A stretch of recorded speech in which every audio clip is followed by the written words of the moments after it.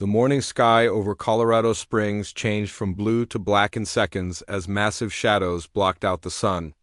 Commander Jake Morrison dropped his coffee cup and ran to the window of the Earth Defense Force headquarters.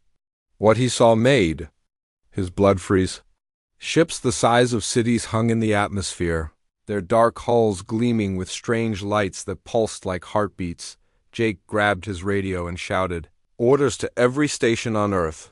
Warning sirens began wailing across the planet as people looked up to see the impossible sight. The alien fleet stretched across the sky like a storm cloud made of metal and death. Each ship was larger than anything humans had ever built, and there were hundreds of them. Captain Lisa Carter burst into the command center with her tablet in hand. Her face was pale, but her voice stayed steady as she spoke to Jake. The sensors showed more ships coming through what looked like tears in space itself. Each new vessel that appeared was bigger than the last, and they all carried the same strange markings on their hulls. Dr. Nathan Brooks ran his hands through his gray hair as he studied the alien ships through the base's powerful telescopes. He had spent his whole life wondering if humans were alone in the universe. Now he wished they were. The ships showed technology that was centuries ahead of anything on Earth. Their hulls seemed to bend light around them, and energy readings showed power sources that defied human understanding. The first transmission came at exactly noon. Every radio, television, and communication device on Earth suddenly crackled to life with the same message.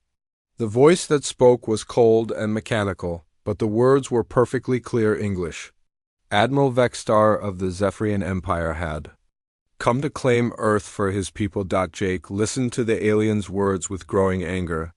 The creature spoke about humans like they were insects to be stepped on. It told them about the 17 worlds that had already fallen to the Zephyrian fleet. Each civilization had lasted only days before surrendering or being destroyed. Earth would be no different. Lieutenant Colonel Ryan Hughes stood at the controls of the orbital defense platforms that circled Earth like a ring of steel. His weapons were powerful enough to destroy asteroids, but they seemed like toys compared to the alien ships. He counted over 300 vessels in the main fleet, with more arriving every hour. Major Kelly Davis watched her missile batteries track the alien ships from hidden bases around the world.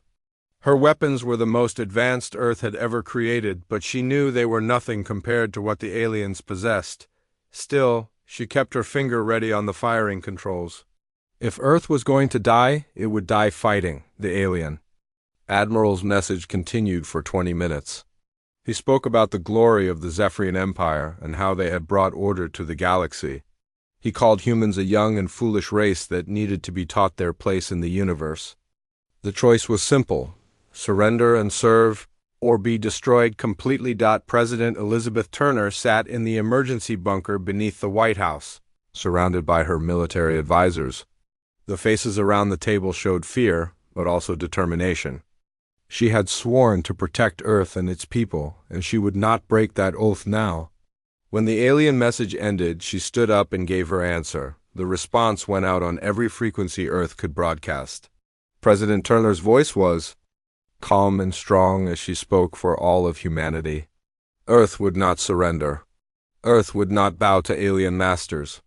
Earth would fight with every weapon and every person until the last human drew breath. Admiral Vextar's laughter echoed across the planet when he heard the human response. He had expected this defiance from such a primitive species. It would make their destruction more satisfying. He had crushed civilizations with technology far more advanced than these humans possessed. Their crude weapons and simple minds would provide little challenge. The alien fleet began to move closer to Earth, their ships descending through the atmosphere like falling stars. Each vessel was a fortress of weapons and armor that could level entire cities. The Zephyrians had perfected the art of conquest over centuries of war. They knew exactly how to break the spirit of any species that dared to resist them. Jake Morrison stood in the command center and watched the alien ships approach. Around him, men and women prepared for the greatest battle in human history. They were outnumbered, outgunned, and facing technology they could barely understand. But they were human, and humans had never learned how to give up. The countdown began as the alien fleet took position around Earth. In 72 hours, the war would begin. The Zephyrians expected it to be over quickly, just another easy victory to add to their long list of conquests. They had studied human technology and found it lacking. They had analyzed human society and found it weak. They had examined human history and found it full of conflict and division, but the Zephyrians had made one critical mistake. They had underestimated what humans could do when they had no choice but to fight. They had never faced a species that turned desperation into strength, that made weapons from hope, and that found unity in the face of extinction. The aliens were about to learn that some things cannot be measured by technology or predicted by logic. Doc, as the alien ships settled into their attack positions, Jake Morrison smiled grimly. The Zephyrians thought they knew everything about humans. They were wrong. The war was about to begin, and Earth's defenders were ready to show these aliens what humanity really meant. The first alien attack came at dawn on the third day. Squadron leader Alex Stone was drinking his morning coffee when the alarm bells started ringing across the airbase. He dropped his cup and ran to his fighter jet, knowing that this moment would decide the fate of humanity. The other pilots followed him, their faces grim but determined. Admiral Vexstar watched from his command ship as the human fighters rose to meet his forces. The tiny Earth vessels looked like insects compared to his massive warships. He had expected the humans to hide in their underground bunkers, but instead they came out to fight. This would make their defeat even more satisfying. Alex Stone climbed into his fighter and started the engines. Around him, dozens of other pilots were doing the same thing. They all knew they were flying into certain death, but none of them hesitated. Captain Ben Taylor's voice crackled over the radio, giving them their orders. They would attack the alien ships in small groups, using hit-and-run tactics to confuse the enemy. The Zephyrian fleet moved into Earth's atmosphere like a wall of death. Each ship was armed with weapons that could turn mountains into dust. Their shields could stop any weapon humans had ever created. Their computers could calculate the path of every missile and bullet fired at them. They were perfect killing machines built by a civilization that had conquered the galaxy. Dr. Sophie Mitchell ran through the underground laboratory carrying a stack of papers covered in alien symbols. She had been studying the Zephyrian transmissions for 3 days without sleep. Her discovery could change everything, but she needed more time to be sure. The alien technology was incredibly advanced, but it had one weakness that no one had noticed. Chief Engineer Carlos Rodriguez worked frantically to modify the human weapon systems. The standard missiles and bullets would bounce off the alien shields like raindrops, but he had an idea that might work. If he could change the frequency of the electromagnetic pulses, he might be able to disrupt the alien systems. The first battle began when Alex Stone's squadron met the alien fighters over the Pacific Ocean. The Zephyrian pilots expected an easy victory. Their ships were faster, stronger, and more heavily armed than anything the humans possessed. But they had never fought an enemy that refused to follow the rules of civilized warfare. Alex Stone dove his fighter straight at the lead alien ship, firing everything he had. The alien pilot watched in confusion as the human vessel came directly at him instead of trying to maintain a safe distance. At the last second, Alex rolled his fighter to the side and flew past the alien ship, raking it with gunfire. The Zephyrian pilot tried to turn and follow, but Alex was already gone. The human fighter twisted and spun through the air like a leaf in a hurricane. No computer could predict its path because there was no pattern to follow. The alien found himself chasing a ghost that appeared and disappeared faster than his weapons. Could track. Captain Ben Taylor led his squadron in a different kind of attack. Instead of fighting the alien ships directly, he targeted their communication arrays and sensor equipment. His pilots flew in tight formation, then scattered in all directions when the aliens tried to lock onto them. The Zephyrians found themselves shooting at empty air while human fighters struck from unexpected angles. Dr. Mitchell burst into the command center with her research results. She had discovered that the alien ships all used the same quantum frequency for their systems. If the humans could generate a pulse on that exact frequency, they could disrupt the alien technology.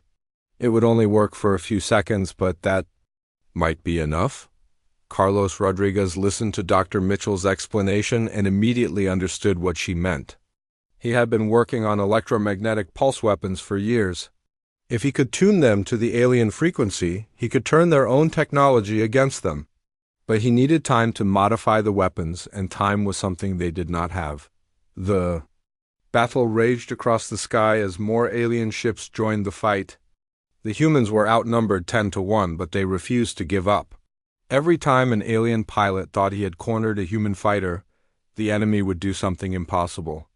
They would fly straight up when they should go down or dive toward the ground when they should climb. Admiral Vextar grew frustrated as he watched his perfect fleet struggle against the primitive human forces. His pilots were trained to fight civilized enemies who followed logical battle patterns. These humans fought like wild animals, using instinct instead of strategy.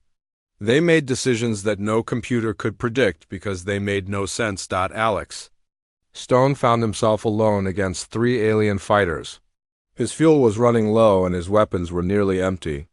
Any sane pilot would have retreated, but Alex was not feeling sane. He pointed his fighter directly at the nearest alien ship and pushed his engines to maximum power. The aliens scattered, thinking the human was trying to ram them. Instead, Alex fired his last missiles at the exact moment the alien ships moved apart. The missiles, aimed at empty space, suddenly found targets as the aliens flew directly into their paths. 2 enemy ships exploded in brilliant flashes of light. The third alien pilot stared in shock as Alex's fighter disappeared into a cloud, only to emerge behind him seconds later. The first day of battle ended with both sides bloodied, but still fighting. The aliens had lost more ships than they had in any single battle for 50 years. The humans had lost half their fighters, but they had proven something important. Earth would not be conquered easily. The Zephyrians were beginning to understand that they had made a terrible mistake in underestimating their enemy. Colonel Amanda Foster crouched behind a pile of twisted metal that had once been a Zephyrian fighter. The alien ship had crashed in the Nevada desert after being shot down by human fighters. Now it would serve a different purpose. Amanda and her team were going to use it to get inside the enemy fleet. Sergeant Tony Phillips crawled through the wreckage with his tools, carefully removing pieces of alien technology. Each component was worth more than gold to the human resistance. The strange metals and circuits could teach them how the enemy ships worked. More importantly, they might show them how to destroy those ships. Corporal Maria Santos kept watch while her teammates worked. Her rifle was loaded with special bullets that Carlos Rodriguez had designed. The engineer had figured out how to make human weapons damage alien armor, but they still needed to get close enough to use them. Very close. Dr. Nathan Brooks studied the alien technology with wonder and growing excitement. The Zephyrian systems were incredibly advanced, but they all connected to a central network. Every ship in the fleet was linked to every other ship through quantum communication channels. It was their greatest strength, but it might also be their greatest weakness. Amanda Foster had volunteered for the most dangerous mission in human history. She would take her team aboard one of the alien command ships and plant a virus in their computer systems. Dr. Brooks and his team had spent days creating the virus, designed specifically to attack Zephyrian technology. If it worked, it would spread through the entire fleet like a disease. The plan was simple but deadly. Amanda's team would use the captured alien fighter to approach the command ship. The Zephyrians would think it was one of their own vessels returning from battle. By the time they realized the truth, it would be too late. The humans would already be inside their most secure ship. Captain Jake Morrison watched the mission preparations from the command center. He had wanted to lead the assault himself, but Amanda was the best soldier for the job. She had trained for missions like this her whole life. If anyone could infiltrate an alien command ship and survive, it was her. Dr. Sophie Mitchell worked frantically to decode more of the alien technology. Her discovery about the quantum frequency had given the humans their first real weapon against the Zephyrians. Now she was searching for other weaknesses in the alien systems. Every piece of information could save human lives, Lieutenant. Commander Steve Watson prepared his naval forces for the next phase of the battle. The alien ships were powerful, but they were not invincible. The humans had learned that concentrated electromagnetic pulses could disrupt alien shields for brief moments. Those moments were all they needed.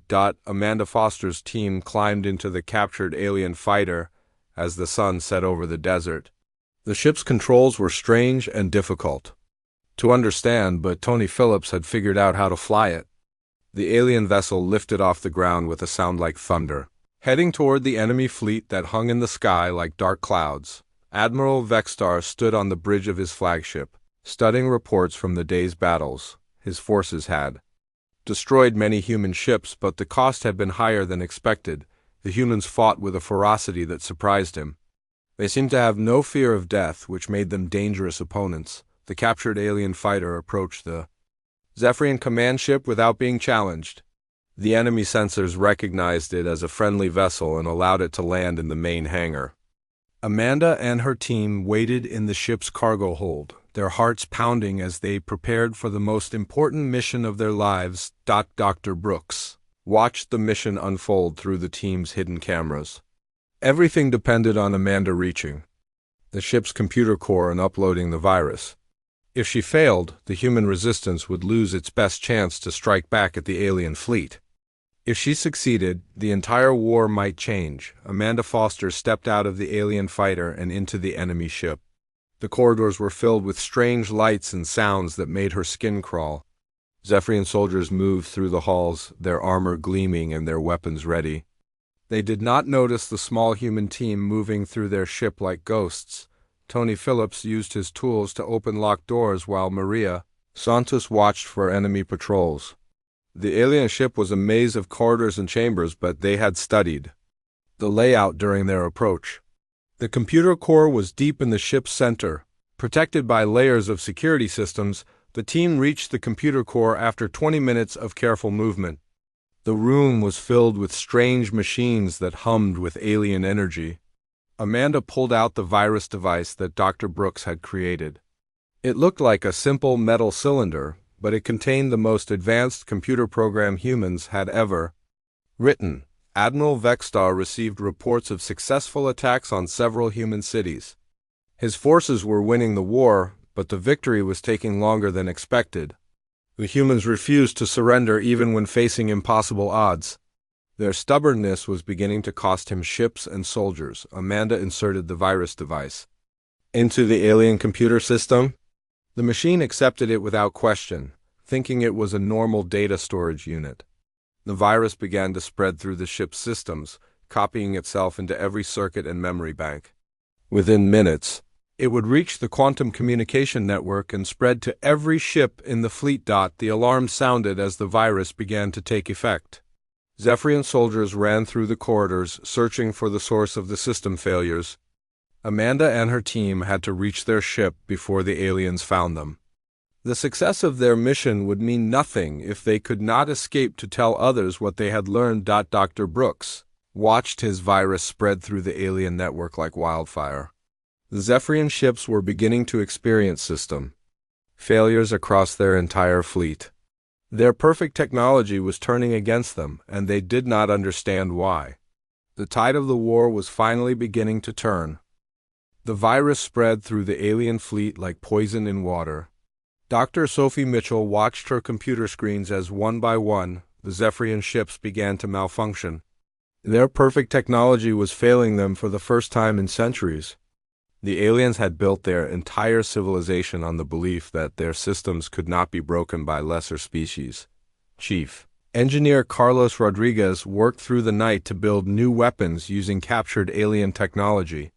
The pieces that Tony Phillips had salvaged from the crashed ships were giving him ideas he had never dreamed possible. By combining human creativity with alien science, he was creating weapons that neither species had ever seen before. Lieutenant Kevin Adams helped Rodriguez test the new hybrid weapons in the underground laboratory. The first prototype looked like a human rifle, but it fired bolts of energy that could cut through alien armor like paper. The second weapon was even more impressive. It created electromagnetic fields that could disable alien ships from the inside out. Colonel Ryan Hughes stood at the controls of the Lunar Defense Station, watching the alien fleet struggle with their system failures. The virus had affected every ship differently. Some had lost their weapons, others could not navigate properly, and a few had lost life support systems entirely. The perfect Zephyrian war machine was falling apart. Captain Lavra Johnson led her stealth squadron through the chaos of the failing alien fleet. Her ships were equipped with the new hybrid weapons that Rodriguez had created. The Zephyrians were so busy trying to fix their computer problems that they did not notice the human fighters moving among them like sharks in dark water. Major Chris Patterson commanded the heavy assault group that attacked the alien support vessels. These ships carried supplies and ammunition for the main fleet. Without them, the Zephyrian war machine would grind to a halt. Patterson's forces struck hard and fast, destroying supply ships before the aliens could react. Dr. Nathan Brooks studied the psychological reports that Dr. Rebecca Wong had prepared. The aliens were showing signs of panic and confusion. Their rigid military system could not adapt to the chaos that the humans had created. The Zephyrians had conquered 17 worlds by following the same battle plan every time. Now that plan was useless. Admiral Vexstar raged on the bridge of his flagship as his perfect fleet crumbled around him. His computer systems kept failing and restarting. His weapons would not fire properly. His navigation was sending ships in circles. The primitive humans had somehow infected his entire fleet with a digital plague that his best technicians could not stop. Amanda Foster and her team had escaped from the alien command ship just as the virus began to take full effect.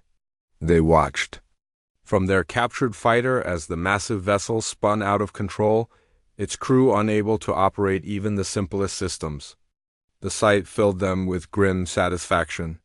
The aliens were finally learning what it felt like to be helpless. Captain LaVar Johnson's fighters struck at the alien fleet like lightning.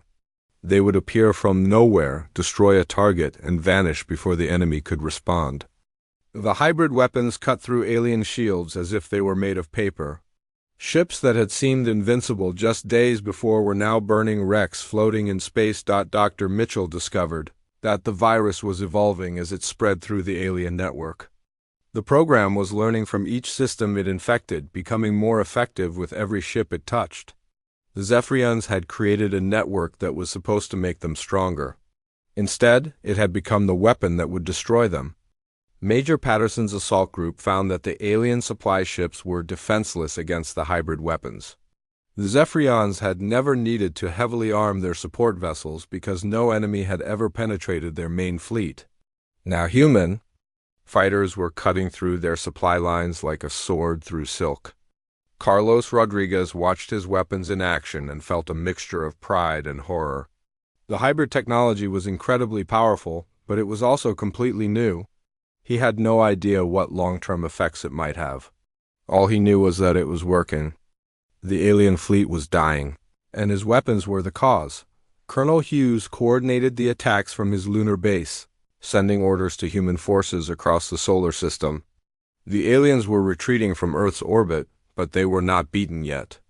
The main fleet was still intact, and Admiral Vexstar was trying to regroup his forces for another attack. Dr. Wong studied the alien communication intercepts and realized something important. The Zephyrians were not just confused by the human tactics. They were terrified. They had never fought an enemy that could turn their own technology against them. Their entire worldview was crumbling along with their fleet. Captain Johnson led her squadron in a daring attack on the alien flagship itself. The massive ship was still partially operational, but its defenses were failing. The hybrid weapons punched through its armor like bullets through paper. For the first time in the war, the aliens were the ones running for their lives. The battle raged for hours as the human forces pressed their advantage. Every minute that passed saw more alien ships destroyed or disabled. The Zephyrian fleet that had seemed invincible was now a collection of burning hulks and crippled vessels. The hunters had become the hunted. Admiral Vexstar watched his empire's greatest fleet fall apart around him. The humans had done the impossible. They had taken his perfect technology and made it work against him.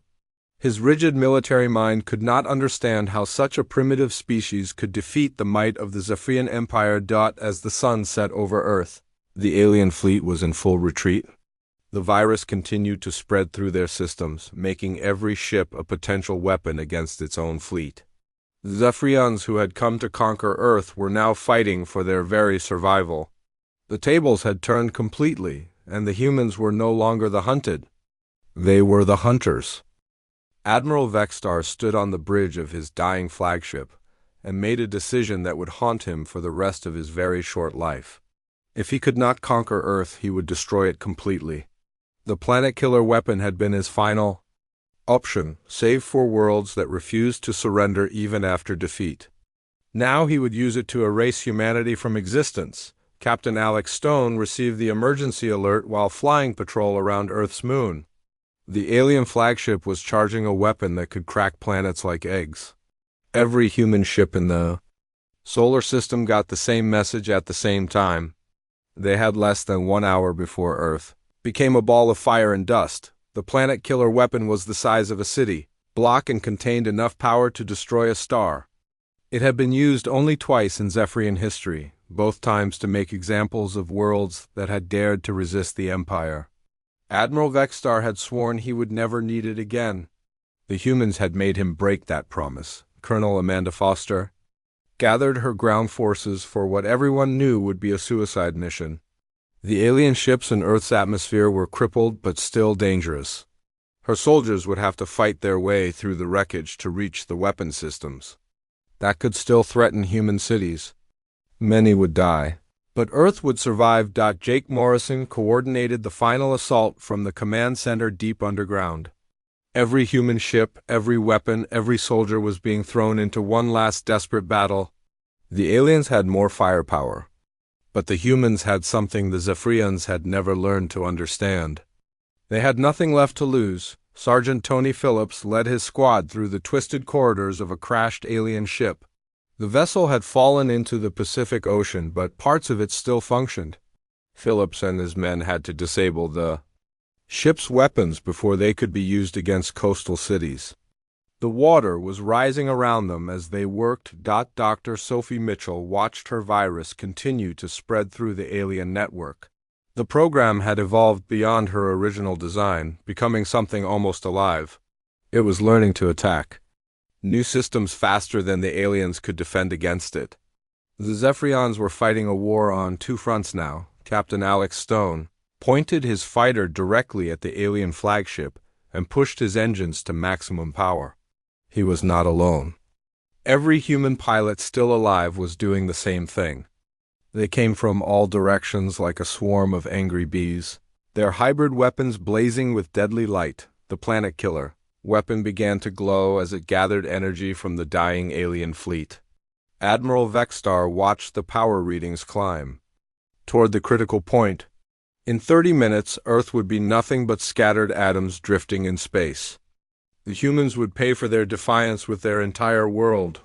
Corporal Maria Santos fought her way through the alien defenders inside a command ship that had crash-landed in the Amazon jungle. The ship was still trying to target human cities with its remaining weapons. Santos and her team had to reach the control center before the aliens could complete their firing sequence. Dr. Nathan Brooks worked frantically to find a weakness in the planet-killer weapon. The massive device was protected by layers of armor and energy shields that seemed impossible to penetrate. But every weapon had a weakness. The humans just had to find it before time ran out. Carlos Rodriguez had one last idea for a weapon that might work against the planet killer. He needed every piece of alien technology his teams had captured, plus the most powerful human reactors on Earth. The device he was building had never been tested, but it might be their only chance. Alex Stone's fighter squadron reached the alien flagship just as the planet-killer weapon entered its final charging phase. The massive device was too well protected to attack directly, but Stone had noticed something about its power cables. They were the weakest part of the entire system, Admiral. Vexstar felt his ship shake as the human fighters swarmed around it like insects. His defensive systems were failing one by one as the virus ate through his computers.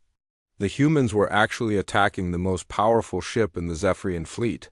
Their courage was as impressive as it was foolish. Tony Phillips found the alien ship's weapon control center just as the ocean water reached his chest. The alien computers were still trying to target Los Angeles with plasma cannons. Phillips attached his explosive charges to the control systems and started swimming toward the surface. He had less than a minute before the bombs went off. The planet killer weapon reached 80% charge as Alex Stone led his squadron in a coordinated attack on its power systems. The hybrid weapons cut through alien armor like hot knives through butter. Stone saw the power cables begin to spark and overload. If they could sever enough connections, the weapon would be useless. Maria Santos reached the alien control center and found 3 Zephyrian technicians still trying to target human cities. She shot them without hesitation and began smashing their computers with her rifle, but the aliens had come to destroy her world. She would not let them succeed. Dr. Brooks discovered that the planet killer weapon had a safety system that would shut it down if it detected certain energy signatures. The system was designed to prevent the weapon from destroying Zephyrian ships. If the humans could generate the right signals, they could turn the weapon off. Carlos Rodriguez activated his experimental device just as the planet killer weapon reached 90% charge. The hybrid technology created an energy pulse that traveled faster than light itself. The pulse reached the alien flagship and triggered every safety system the weapon possessed. Admiral Vexstar watched in horror as his ultimate weapon powered down automatically. The safety systems thought they were detecting Zephyrian ships in the target area. His own technology was protecting the humans from destruction. The primitive species had turned his greatest weapon against him. The alien fleet began to break apart as the virus completed its work. Ship after ship exploded or drifted helplessly in space. The Zephyrian Empire's greatest fleet was dying, killed by the very technology that had made it seem invincible. The humans had won the impossible war. Admiral Vexstar stood alone on the bridge of his dying flagship as explosions rocked the ship around him.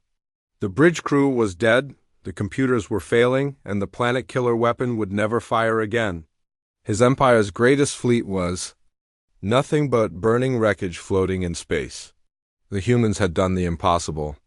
They had destroyed the unstoppable Zephyrian war machine. The admiral looked out at the stars and tried to understand how his perfect conquest had become a complete disaster. His technology was superior, his ships were more powerful, and his tactics had conquered 17 worlds without effort. But the humans fought like nothing he had ever seen before. They turned every weakness into strength and every defeat into victory. Captain Alex Stone watched the alien flagship break apart as internal explosions tore through its hull. The massive ship that had threatened to destroy Earth was now a dying giant, its weapons silent and its crew scattered into space.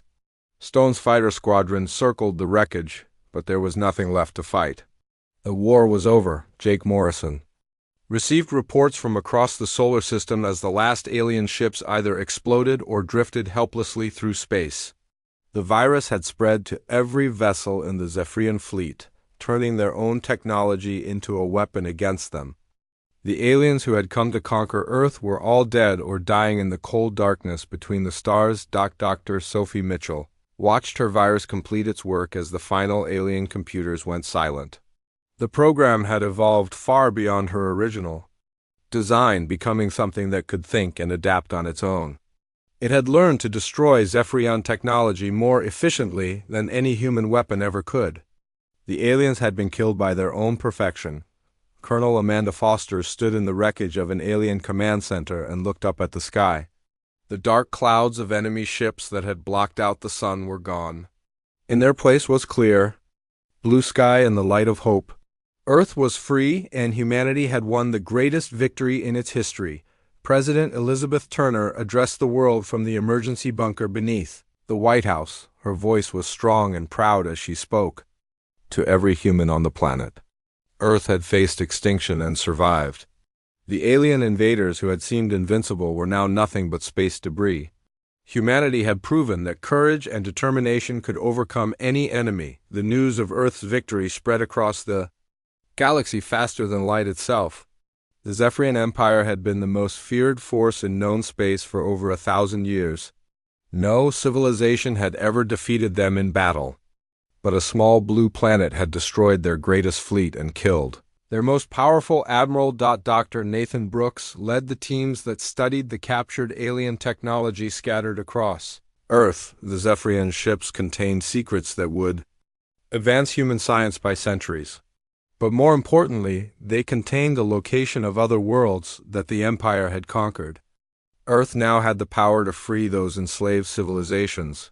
Carlos Rodriguez worked with the world's best engineers to build new ships using the hybrid technology he had created. The vessels combined human creativity with alien science to create something entirely new. Earth's space fleet would be unlike anything the galaxy had ever seen. Captain LeVar Johnson led the first human patrol ships into deep space, carrying a message for any aliens who might be planning to attack Earth. The message was simple and direct. Earth was defended by humans who would never surrender, never retreat, and never stop fighting. Any species that threatened humanity would share the fate of the Zephyrians. The alien civilizations that had watched the battle from afar began to change their plans. The Zephyrian Empire had seemed unstoppable, but the humans had made it disappear. In less than a week, Earth was clearly not a planet to be attacked lightly. Many species decided that friendship with humans would be safer than war. Admiral Vextar died as his flagship exploded around him, still unable to understand how his superior race had been defeated by primitive humans. His last thought was of the 17 worlds his empire had conquered with ease. The humans were different from all of them. They fought not just for victory, but for survival itself. Jake Morrison stood in the command center and watched the final alien ship disappear in a ball of fire. The war that had threatened to end human civilization was over. Earth's defenders had proven that technology alone could not win battles. Victory required something that the Zephyrians had never possessed, the willingness to fight against impossible odds. The galaxy would remember the Battle of Earth for 1,000 years. It was the day that a young species proved that courage could overcome any weapon, that determination could defeat any enemy, and that the human spirit was stronger than any technology. The aliens had underestimated Earth's defenders, and now they were gone. New ships arrived at Earth every day, but they came in peace instead of war. The civilizations that had heard about humanity's victory wanted to trade and learn from the species that had defeated the Zephyrian Empire. Earth became the center of a new alliance based on freedom. Instead of conquest. Dr. Mitchell continued to study the virus she had created, amazed at how it had evolved during the battle. The program had become something between artificial intelligence and digital life. She knew that other hostile aliens might threaten Earth someday, and the virus would be ready for them. President Turner signed treaties with dozens of alien civilizations who wanted to ally themselves with humanity. The species that had once been isolated and alone was now surrounded by friends and trading partners. Earth had earned its place among the stars through strength and courage. The children who had hidden in bunkers during the invasion grew up in a world where humans were respected across the galaxy. They learned about the brave men and women who had saved their planet from destruction. Earth's defenders had given them a future among the stars. The Zephyrian Empire was gone forever, destroyed by the species they had thought too primitive to matter. Humanity had proven that intelligence, creativity, and determination were more powerful than any weapon. The galaxy was a safer place because Earth's defenders had refused to surrender. The stars that had once seemed cold and hostile now welcomed human explorers with open arms. Earth had become a beacon of hope for every species that valued freedom. The aliens had underestimated humanity's defenders, and their empire had paid the ultimate price for that mistake.